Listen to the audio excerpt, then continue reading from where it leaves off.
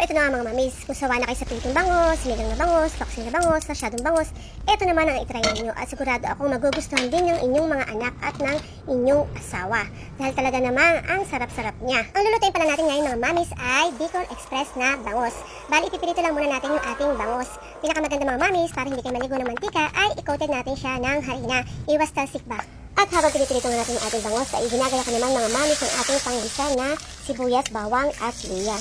Medyo toasted nga pala yung ginawa kong luto sa bangos. Nasa sa inyo naman yun kung gusto nyo naman na hindi toasted kasi ako mas bet ko talaga pag pirito yung isda ay toasted. Balik dumaan nga lang pala sa FYP ko yung ganitong klase ng luto ng bangos. Kaya naman sinubukan ko na siya. Why not, diba? Para naman maiba ang luto ng bangos. At habang nagpipirito nga tayo mga mamis, ay ginaya ko na din yung aking kakaining kanin.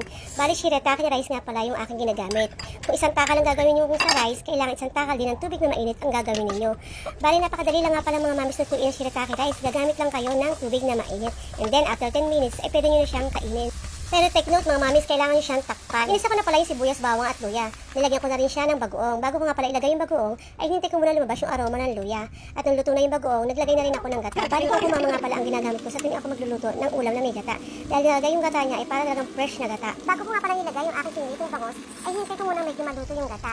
Pag sinabay kasi natin yung bangos dun sa pagluto ng gata, ay malulusak yung ating bangos. Maganda kasi pagkali nagkakaldereta o nagluluto ng may gata, ay hintay natin medyo magmantika yung ating gata para iwas panis ka agad. At ito na nga mga mamis, yung maluto na nga yung ating Bicol Express, ay kumain na nga kami.